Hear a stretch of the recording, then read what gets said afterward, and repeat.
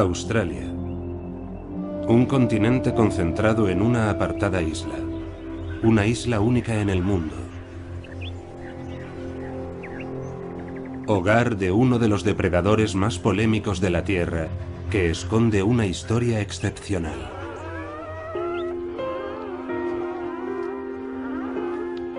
Estamos en invierno, y en las madrigueras de todo el país nacen nuevos dingos.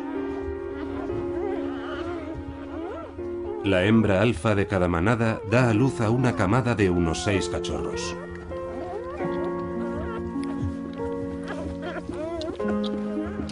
Nacen ciegos y establecen inmediatamente un estrecho lazo con su madre. A través de la leche y del pelaje de ésta reciben información del entorno.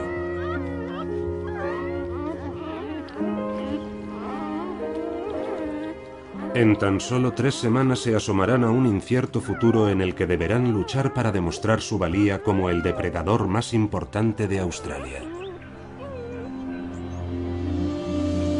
El verdadero dingo.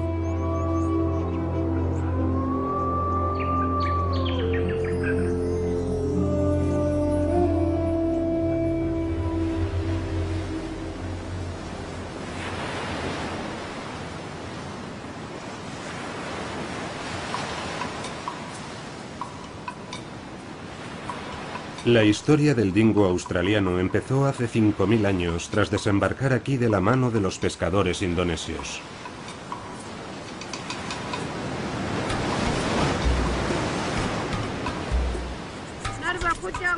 Los dingos se convirtieron en un pilar fundamental de la vida de los aborígenes que ya entonces vivían aquí y que vieron en ellos a tótems o espíritus. Alejaban de sus campamentos a los intrusos y los acompañaban en las batidas de caza.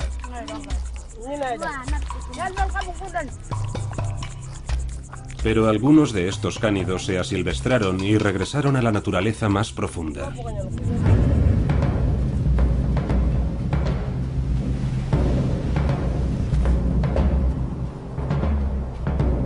Allí, estos enérgicos animales encontraron su entorno perfecto, amplias y desoladas llanuras.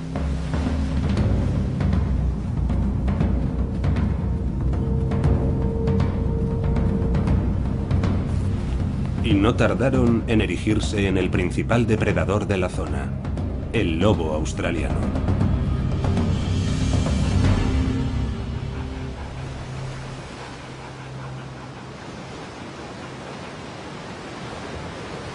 Pero todo empezó a cambiar con la llegada de los colonos europeos en el siglo XVIII, ya que los dingos atacaban al ganado y se apareaban con los perros domésticos. Los colonos pasaron a considerar los animales salvajes y a tratarlos como alimañas.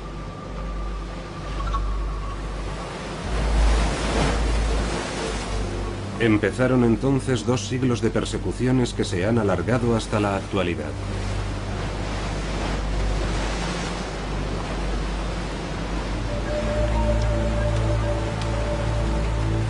Hoy tan solo se considera verdaderos dingos a aquellos de pelaje tostado y patas blancas. Los demás dingos son asesinados sin compasión. Pero no todo el mundo comparte este punto de vista.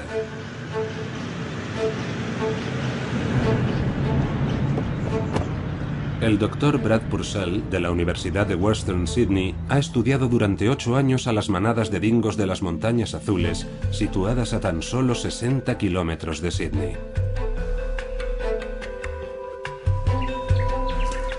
Este experto opina que a los dingos hay que juzgarlos por sus acciones, no por su aspecto.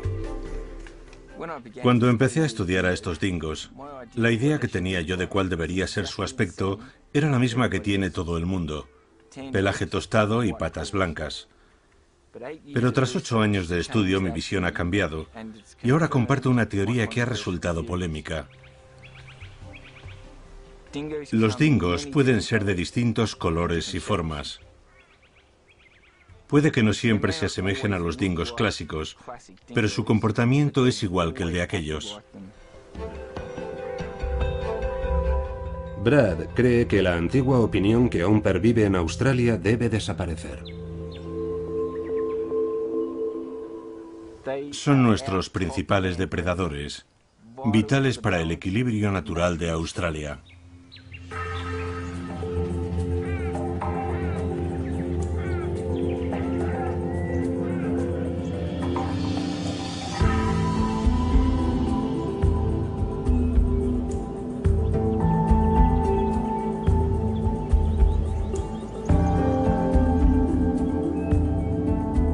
Las montañas azules del sur acogen a cerca de 500 dingos divididos en unas 60 manadas.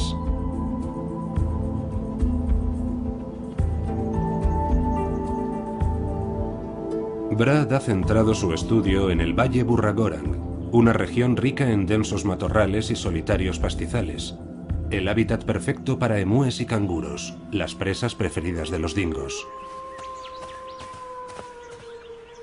Este valle ha pasado a ser conocido como el Valle de los Perros. El comportamiento de estos animales ha sido clave para cambiar la visión que tenía Brad sobre su importancia en la naturaleza. Sus hallazgos podrían ayudar a salvar la vida de decenas de miles de dingos en todo el país y a proteger el entorno en el que viven.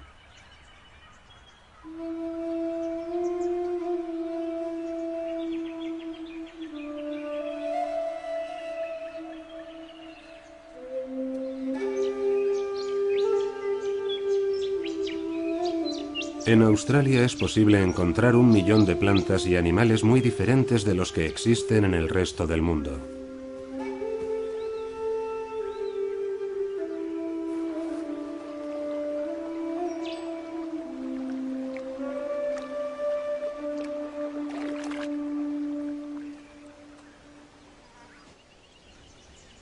La posición jerárquica del dingo como principal depredador del territorio contribuye a mantener esta diversidad.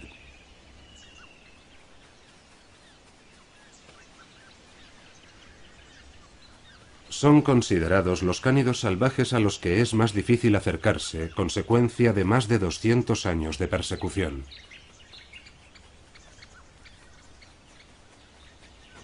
Localizarlos requiere tiempo y paciencia.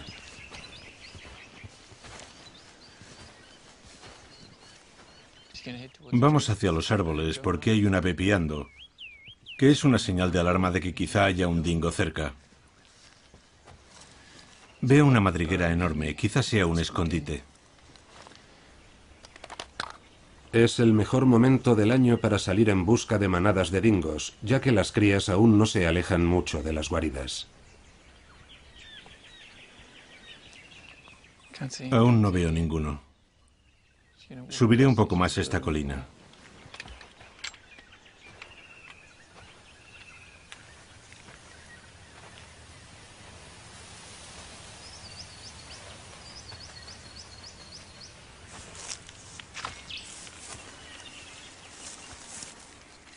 Mirad, huellas de un cánido subiendo y aquí otras bajando. Y también un par de huellas de canguro. Hemos elegido bien.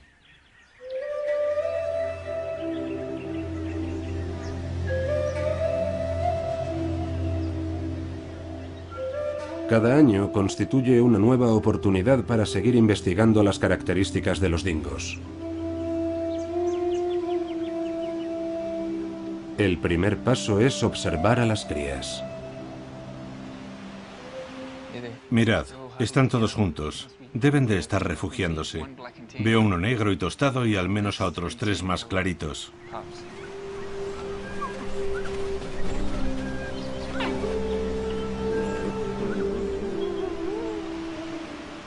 Con suerte mañana soplará menos el viento y podremos acercarnos más.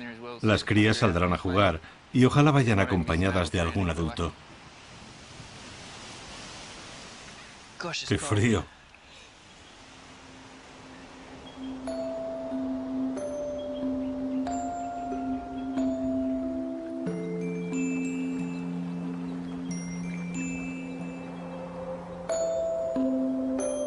El lejano resplandor de la ciudad y el constante goteo de aviones nos recuerdan que Sydney y sus 4 millones de habitantes viven al otro lado de la colina.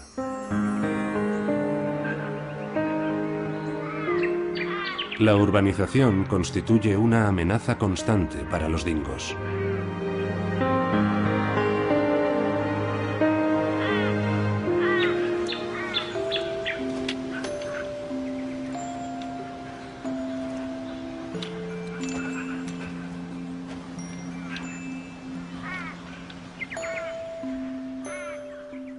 Muy bien.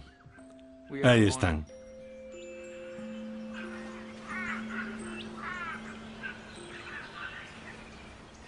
Muy cerca de la entrada de la madriguera, 6 cachorros se empapan del sol de la mañana. Tendrán unas 8 semanas y es probable que salieran a la superficie por primera vez hace un mes.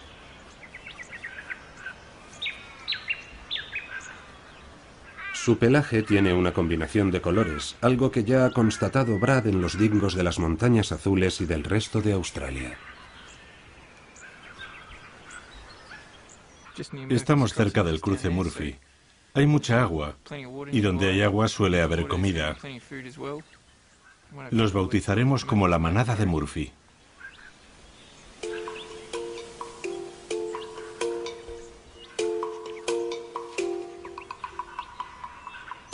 Las primeras semanas de vida son cruciales para los cachorros porque es cuando aprenden a vivir en la manada. Los juegos de fuerza establecen la dominancia y ayudan a determinar el rol en la manada para el resto de su vida. Las crías desarrollan sus sentidos jugando con objetos. Así aprenden a defender a su presa, a tender emboscadas, a luchar por una presa y a huir cuando deben. El cachorro que consiga retener más tiempo el juguete es posible que se convierta en un animal dominante en el futuro. Uno de los cachorros destaca claramente sobre los demás. Brad lo bautiza con el nombre de Ulu, que significa único en el idioma aborigen. Si bien no tiene el aspecto típico de un dingo, muestra todos los rasgos necesarios para convertirse en un futuro líder de manada. Llega el macho alfa y cambia el ambiente alrededor de la guarida. Los cachorros y un adulto joven se vuelven sumisos al instante, como lo demuestra el hecho de que esconden la cola entre las patas. El macho alfa reafirma su posición de poder.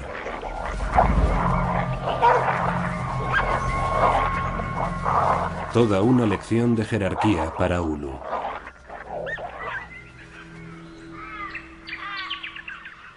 Se produce una transferencia de comportamiento entre adultos y cachorros. La actitud de las crías empieza a ser la que les corresponde por jerarquía, y la estructura de la manada va adoptando forma. Estamos siendo testigos de una situación habitual entre dingos, manadas que viven en libertad, cuyos miembros se ayudan mutuamente para criar a los más pequeños.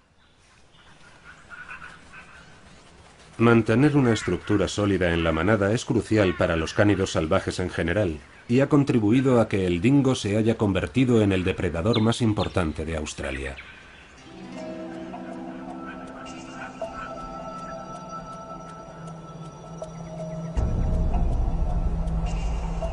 Hace tiempo tenían que competir con otros 2 depredadores que llevaban viviendo aquí millones de años.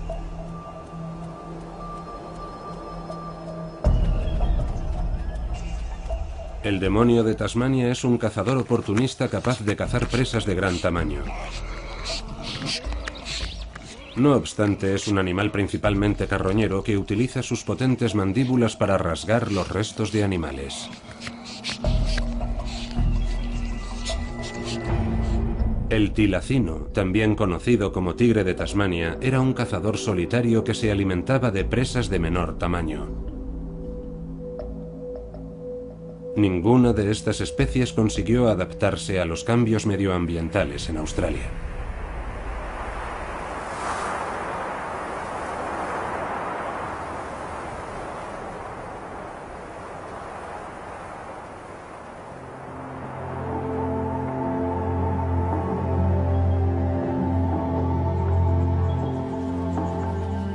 Pero al mismo tiempo, los dingos eran adaptables y grandes cazadores en grupo, y eran capaces de recorrer grandes distancias alimentándose de presas mucho más grandes que ellos.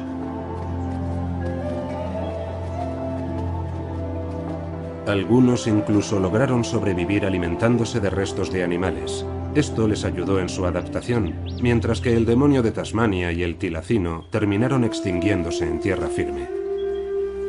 Y así fue como el dingo se convirtió en el principal depredador de Australia, un presente con historia.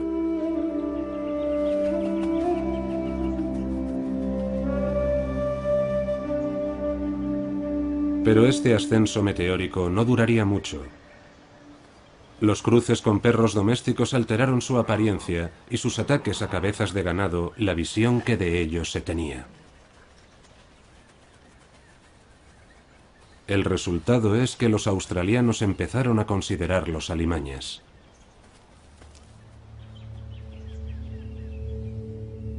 En 1880 se empezó a levantar una verja con una extensión de 5.000 kilómetros para mantener a los dingos alejados de los terrenos fértiles del sureste. Se tardó 5 años en construirla y a día de hoy sigue siendo la estructura artificial más grande del mundo. Cualquier dingo que apareciera al otro lado de la verja sería eliminado.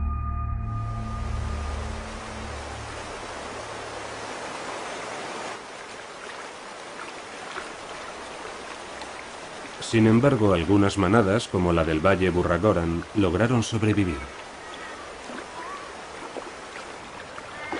Brad cree que estos ejemplares han conservado muchos rasgos de sus antepasados y que por ello todavía se merecen ser llamados dingos.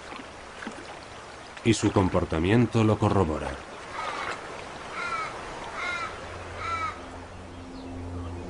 En noviembre de 2006, Brad trabajaba en una zona del valle en la que había numerosas granjas y pastizales abandonados, sinónimo de pastos y presas de caza. Un día divisó a una de sus manadas de estudio. Sus miembros se estaban comportando de una forma que cambiaría para siempre su opinión sobre los dingos.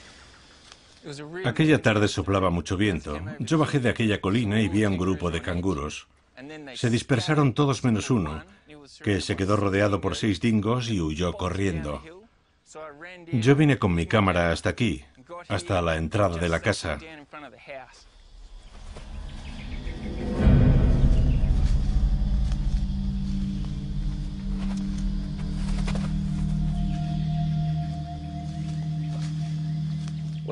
Los dingos rodearon al canguro en el suelo, que no podía moverse porque le habían cortado los tendones. Los cachorros empezaron a morder las partes blandas del canguro. Empezaron a mordisquearle las orejas, los genitales. Fue horrible. Lo más curioso es que los adultos estaban sentados cerca, viendo cómo los cachorros daban cuenta de su presa. Era una clase sobre cómo cazar canguros. Aquella manada era especial, porque los dingos que la componían eran de varios colores. Lo cierto es que parecía una manada de perros salvajes, cazando una presa cualquiera, pero en realidad su comportamiento era el típico de los dingos, ya que estaban atacando a un animal característico de la zona y enseñando a los cachorros a cazar, así que actuaron como verdaderos dingos.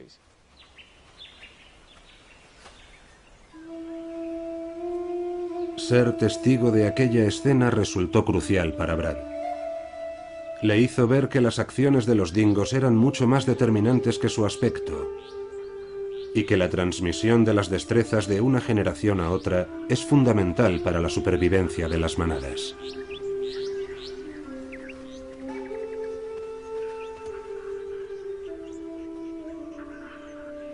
Sin duda, no hay lección más importante que enseñar a los cachorros qué deben comer.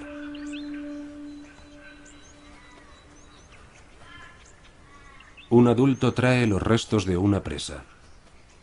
Parecen los restos de un ualabí de pantano o de un ualarú. Ulu se entretiene olisqueando y mordiendo los restos, mientras el dingo adulto parece mantener a raya a los demás cachorros. Pero esto no es una mera cuestión de comida. Lo que están haciendo es enseñar a los cachorros a diferenciar los sabores de la carne y los olores de cada carne, de tal forma que cuando salga a cazar en el futuro reconozca un wallaby y piense: ese olor lo reconozco, es alimento para mí, y empiece a cazar wallabies. Sin estas lecciones, los cachorros no sabrían qué cazar, y eso podría llevarlos a atacar a presas más fáciles como animales de granja. No queremos que estos cachorros se vuelvan perros problemáticos, así que tenemos que asegurarnos de que los adultos sigan vivos para que les enseñen a vivir en la naturaleza. Acabamos de ser testigos del comportamiento habitual de una manada que vive en una región de Australia donde se suele decir que no habitan los dingos. Gracias a estas lecciones, los cachorros crecerán y se convertirán en eficaces depredadores, ayudando a que los animales que pastan no crucen los límites. De esta forma mantendrán el equilibrio natural.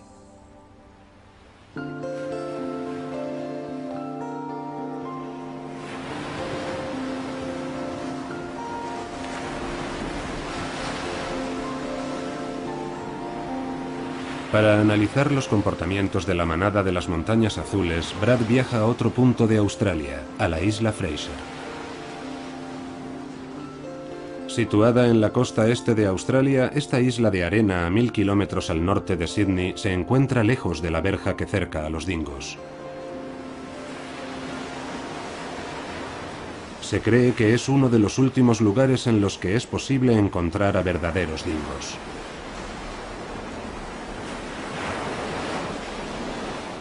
Mirad, dingos de la isla Fraser. Algunas personas dicen que estos dingos son los más puros de Australia, pero fijaos cómo se acercan sin miedo. Buscan alimentarse de restos de comida dejados por pescadores y turistas en la playa. Solo he tenido que bajarme del coche y caminar hacia aquí para que ellos se acerquen con la intención de robarme algo de comida. Su comportamiento no tiene nada que ver con el de los dingos de las montañas azules que he estudiado en los últimos 8 años. Estos dingos viven en el sur de la isla y suelen acercarse a los turistas.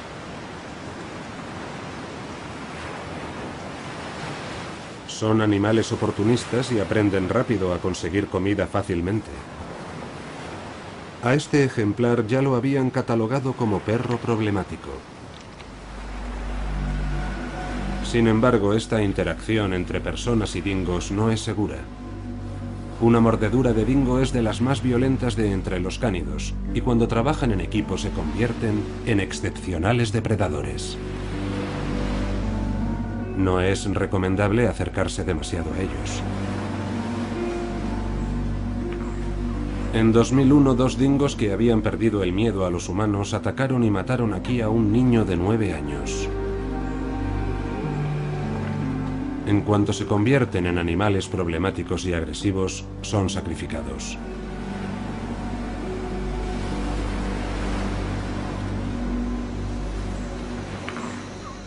Al otro lado de las dunas vive la manada de Euron Beach, una manada en la que impera la ya conocida dominancia. Lo que resulta más chocante es la distancia a la que se acerca Brad.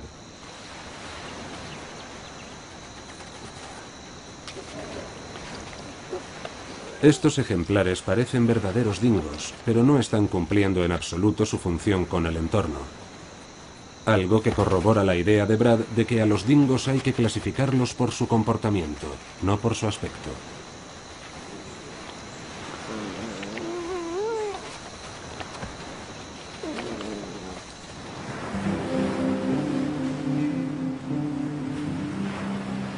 Cuanto más lejos están de la gente, más natural resulta su comportamiento. Escarban en la playa, se alimentan de cangrejos y huevos de tortuga.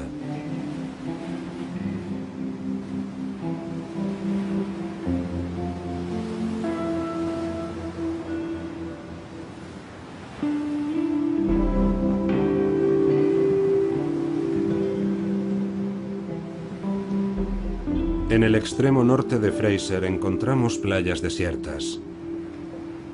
Aquí los dingos raras veces se cruzan con gente.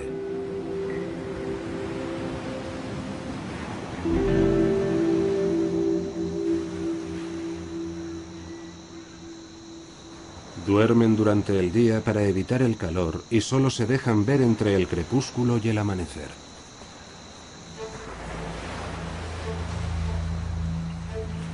Brad inicia la búsqueda de dingos en la playa, intentando localizar sus huellas.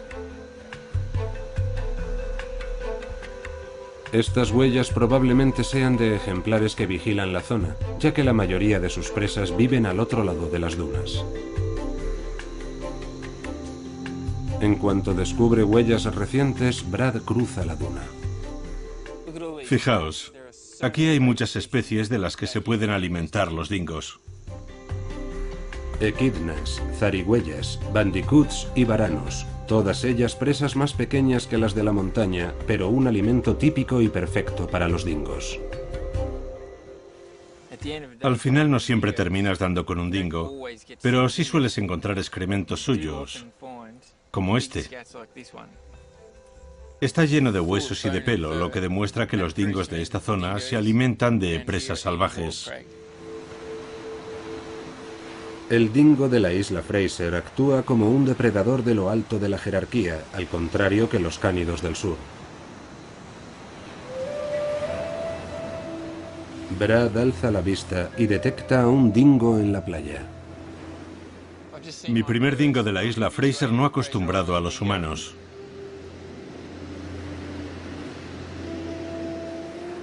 Es un macho, con perfectas manchas faciales blancas. Parece que está comiendo algo. ¿Qué será?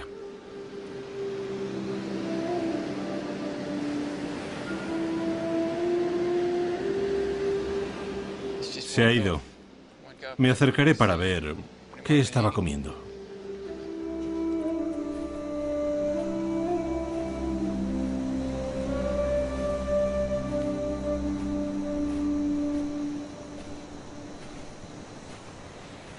Fijaos en estas huellas. Aquí es donde estaba. Mirad cuántas huellas. Quizá estuviera alimentándose de estas bayas. Están algo masticadas. Su capacidad para extraer nutrientes de las plantas es otra muestra de su adaptabilidad y una razón más que explica por qué ellos han sobrevivido y otros depredadores no.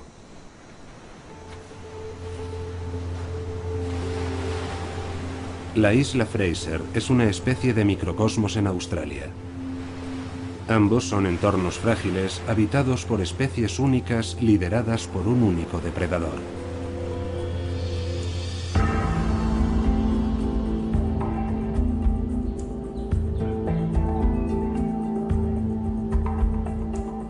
La principal diferencia es que en la isla Fraser se les reconoce como verdaderos dingos, mientras que aquí, en las Montañas Azules, son considerados perros salvajes y a menudo son sacrificados. Eso es justo lo que Brad desea cambiar.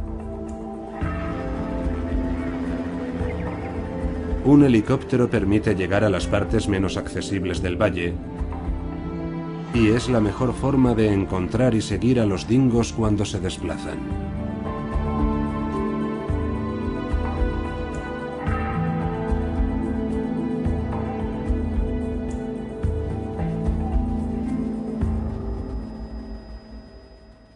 Mirad, 3 adultos caminando y les sigue una cría.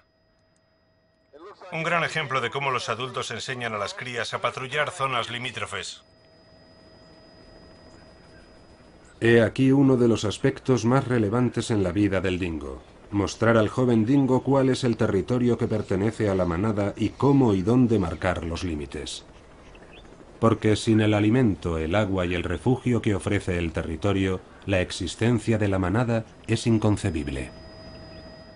Siempre había querido ver a estos cánidos patrullando los límites, ver cómo se organizan, lo que hacen y cómo lo hacen.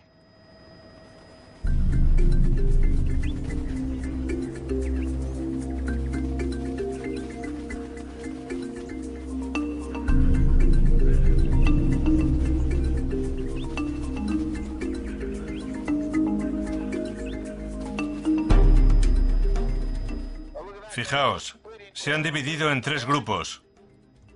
Y el canguro está subiendo la colina.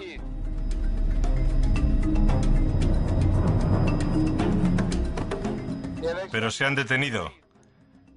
Están mucho más interesados en patrullar la frontera que en perseguir al canguro. Protegerán su territorio con su vida si hace falta. Las patrullas sirven para disuadir a otras manadas que intentan entrar y robarles sus recursos. Este material es novedoso. Creo que nadie había grabado algo así. Acabamos de ver un comportamiento de verdaderos dingos en ejemplares que han sido rebajados a meros perros salvajes por su apariencia y por el lugar en el que viven. Sin embargo, aquí desempeñan la misma función ecológica que cualquier verdadero dingo de Australia. Y lo más importante, se lo están enseñando a la siguiente generación.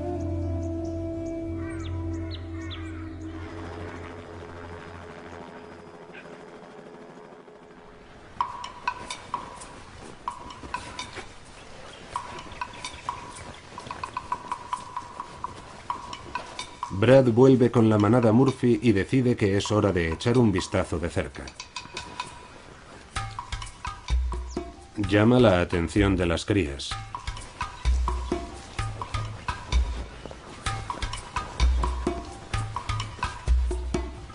Sobre todo de Ulu, que reacciona de una forma muy distinta a los demás.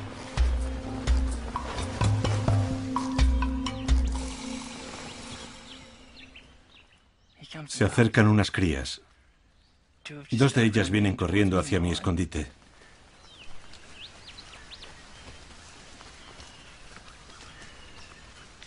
Ulu acaba de ocultarse entre los arbustos. Un claro indicio de que ya es un animal dominante. Creo que la jerarquía de los cachorros se define antes de nacer y que cuando nacen ya vienen con el estatus definido en la jerarquía. No sé qué lugar ocupan estas 2 crías en la manada, pero se han acercado y han empezado a rascarse.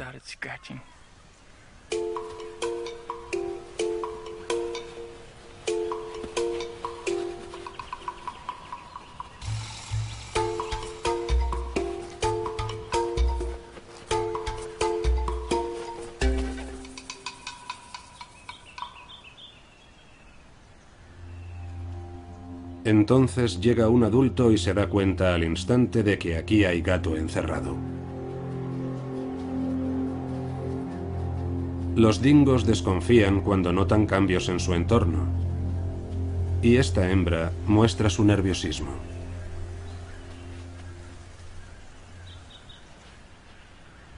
Olisquea el aire intentando comprender el peligro. Al detectar su inquietud, Ulu conduce a los cachorros hasta donde está ella y se marchan.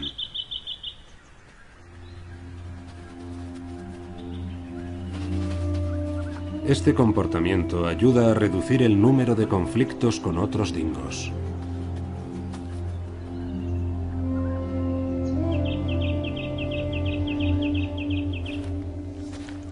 Cuando ya se han marchado, Brad se acerca para investigar la guarida. Mirad. Es el cráneo de un zorro. ¿Veis este agujero? Un dingo habrá visto al zorro. Lo habrá interceptado, le habrá mordido en la cabeza, aplastado el cráneo y matado. Los zorros europeos no son animales nativos de Australia. Junto con los felinos fueron introducidos en el siglo XIX. En menos de 100 años se han diseminado por todo el país. Cada año matan a miles de aves. Pero el animal que más se ha diseminado es el bilby, un marsupial que vive en tierra firme. En otros tiempos, los bilbys habitaban en gran parte de Australia. Los entornos en los que ahora hay zorros y felinos son entornos sin bilbys o con pocos ejemplares. Una especie de bilby ya se ha extinguido, y la otra corre el riesgo de seguir el mismo camino.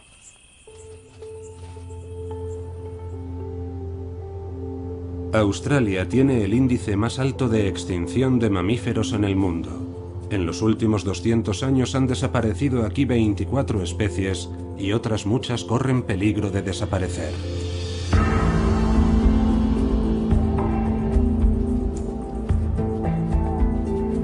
Brad cree que una población más elevada de dingos ayudaría a controlar el número de zorros y felinos y también a proteger a millones de mamíferos autóctonos. Ahí delante hay una llanura que es perfecta para observar dingos. Acabo de ver a un canguro. Con el fin de encontrar de nuevo a la manada Murphy, Brad instala cámaras con sensores de movimiento en zanjas y colinas.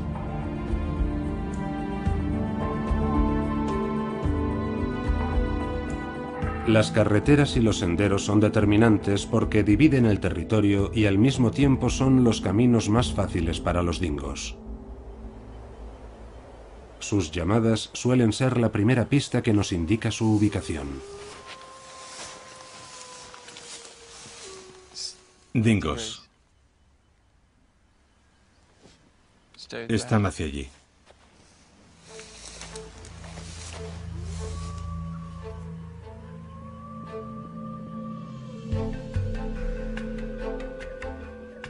Las cámaras graban día y noche y captan imágenes de tejones autóctonos,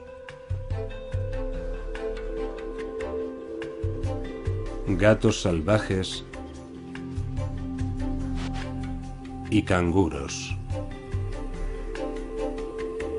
Pero ni rastro de la manada Murphy. Brad guarda un as en la manga. Utiliza una mezcla de aceite de atún, leche agria, grasa de carne vieja y sangre de animal para que se acerquen los dingos.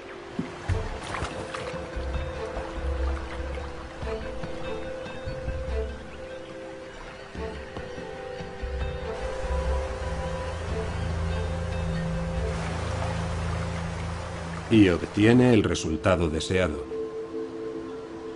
Un adulto de la manada Murphy acude atraído por la mezcla de la trampa olorosa.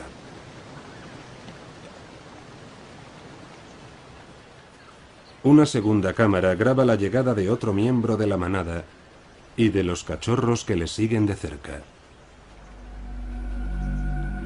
Y tras ellos, más dingos. Todos avanzan en la misma dirección.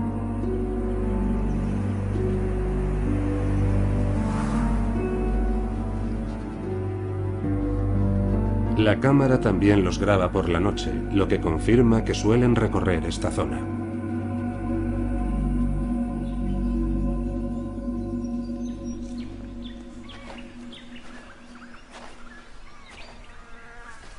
La intensa búsqueda conduce a Brad hasta lo más profundo del bosque. Entre matorrales encuentra los restos de una vaca salvaje abatida hace poco de un disparo. ¿Cómo apesta? El ganado salvaje arrasa el entorno y por eso se le sacrifica. Seguro que huele mal hasta para los dingos. No sé ni si les apetecerá comérsela. Yo no me acercaré más.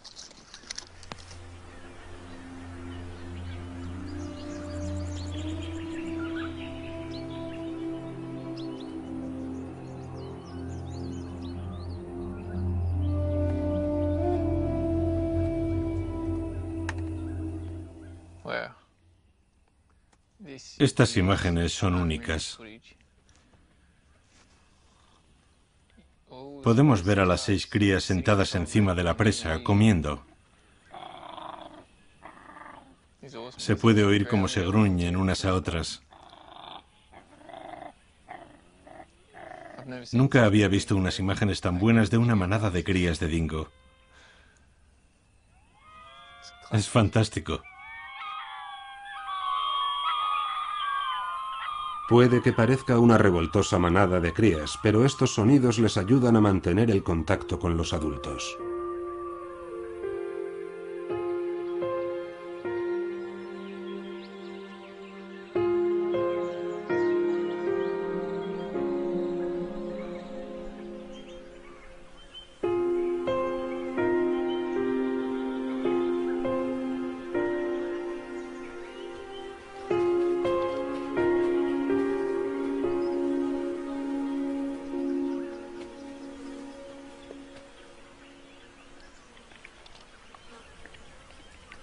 Estos restos servirán para mantener a las crías alimentadas y felices a corto plazo. Pero a largo plazo, este nuevo sabor a carne podría ocasionar problemas.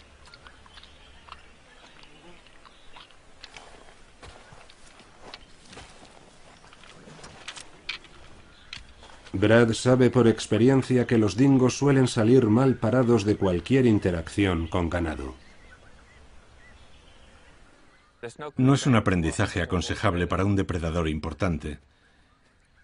Si alguno de estos cachorros se marchara del parque nacional y se topara con una granja, al saber a qué sabe la carne de vacuno, podría haber problemas entre los dingos y los granjeros, y al final la mala fama se la llevan los dingos. Por ahora se muestran muy relajados y Brad puede acercarse a escasos metros.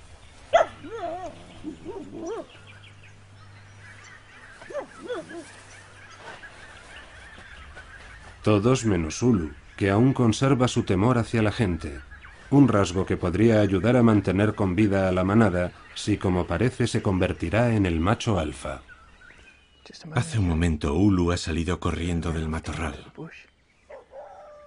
Empieza a mostrar un comportamiento mucho más adulto. Creo que ha nacido para ser el líder de esta manada.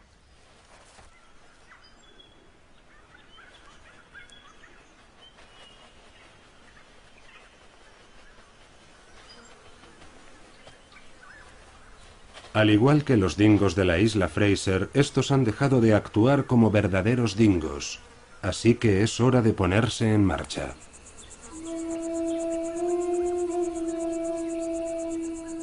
Empieza el verano y las temperaturas diurnas aumentan. La tierra está seca.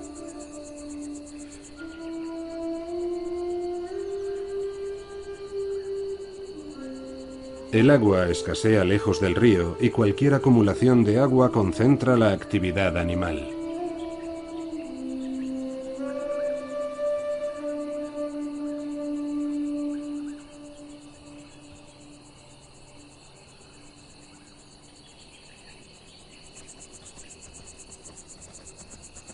Hace demasiado calor para que los dingos inicien un ataque, pero presas potenciales como este canguro gris no bajan la guardia.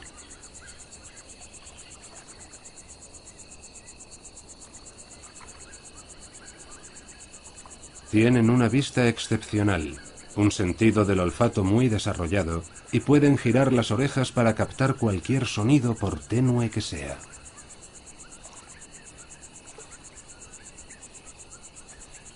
Los emúes también tienen unos sentidos muy desarrollados. Ambas especies se mueven en grupo, ya que eso aporta seguridad.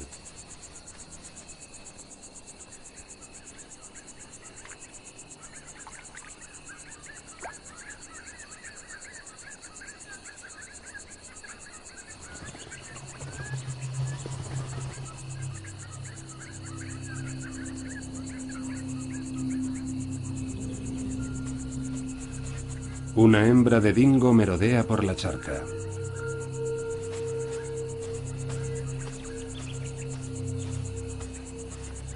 Pero no ha venido a cazar, sino a dar buena cuenta de unos restos de animal, probablemente resultado de un ataque en grupo.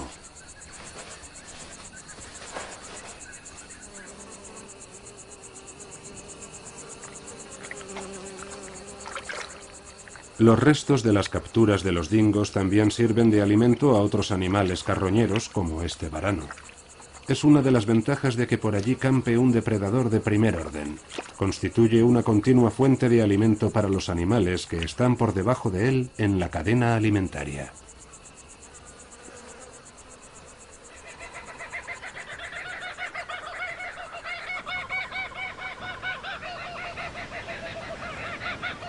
Brad ha subido a lo alto del río Wollondilly y a una altura de 2 kilómetros estudia a los dingos del territorio vecino.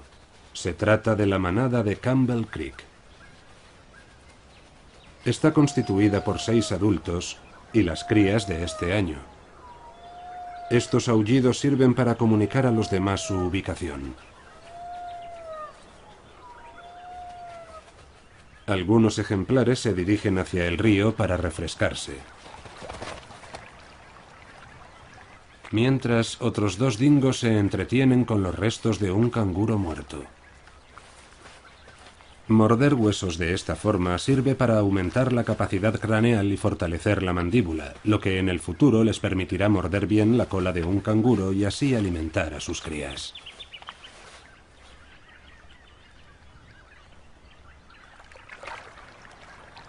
La sombra es un elemento tan importante del territorio como las presas y el agua. Ofrece un respiro del castigador sol del verano en Australia y es un escondite desde el que lanzar un ataque.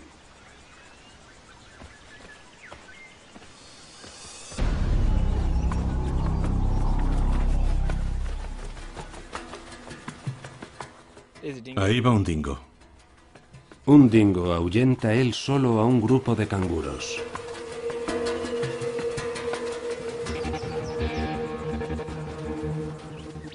Se le han unido otros 4.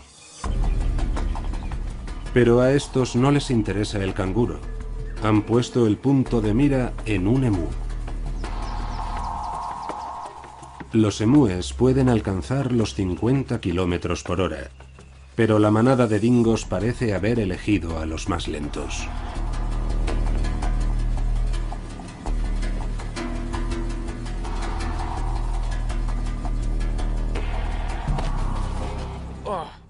Presa elegida. Las patadas del emú pueden resultar muy dolorosas para los dingos.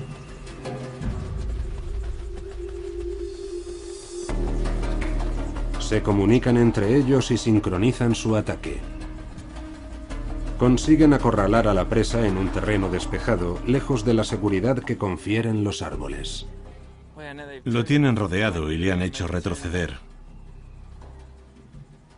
Los emúes son muy rápidos, no creo que logren mantener su ritmo.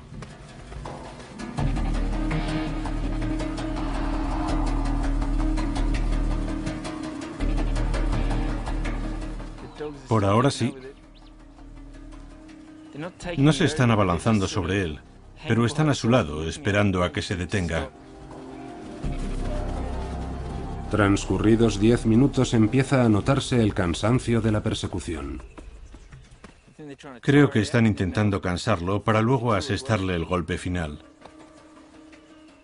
No pueden agarrarlo por las alas, y como no pueden morderle las patas, se están llevando muchas patadas.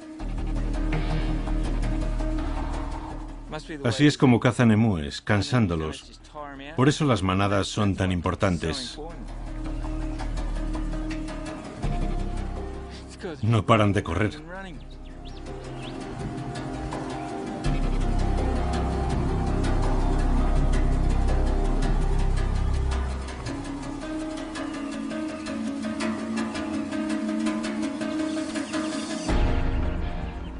Vaya, los he perdido de vista.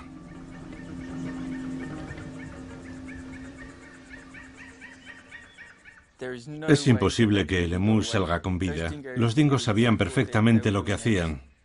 Lo persiguieron de un lado a otro de la llanura. 2 dingos abandonaron y los otros 2 hicieron que retrocediera. Fue increíble.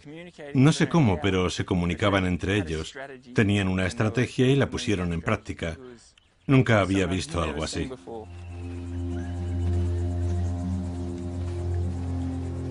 El hecho de que ni siquiera se les considere verdaderos dingos apoya la teoría de Brad de que a los dingos los definen sus acciones y no solo su aspecto. Lo que determina si es un verdadero dingo es su comportamiento. Que cacen como depredadores de primera, que se comuniquen, que se comporten como un dingo en todos los aspectos.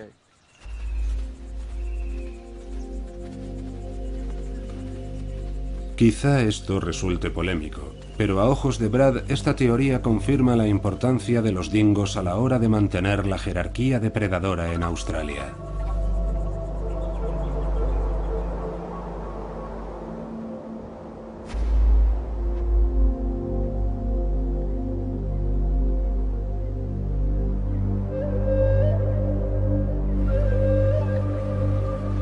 En el cruce Murphy, uno de los adultos se acerca a los terrenos más propicios para la caza.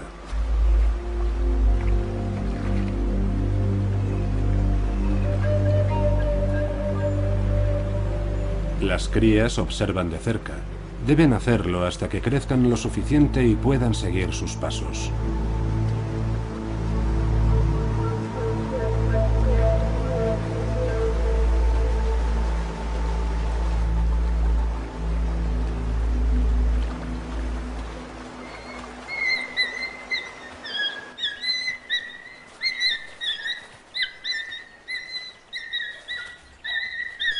Ulu se ha erigido en el líder de los cachorros y está empezando a conformar la estructura de la manada.